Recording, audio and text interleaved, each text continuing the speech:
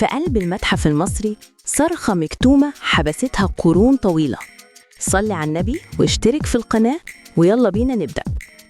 وسط كنوز الفراعنة قطعة أثرية مش عادية كانت بتخبي سر مرعب. من آلاف السنين فرعون عظيم قدر يحبس جن قوي جوه تمثال صغير، وفجأة في ليلة هادية التمثال بيتحرك وبيخرج منه الكيان المحبوس. الجن ده صحي من سباته الطويل وهدفه واحد بس: الانتقام من سلالة الفرعون اللي حبسوه. بدأ يدور على أحفاد الفرعون في شوارع القاهرة الحديثة. شاب اسمه كريم ما يعرفش إنه بيحمل دم الفراعنة في عروقه. الجن لقى أثره وبدأت مطاردة شرسة بين الماضي والحاضر. كريم بيحس بقوة غريبة بتطارده ومش فاهم إيه اللي بيحصل. كل الأبواب بتتقفل في وشه والظلام بيقرب منه.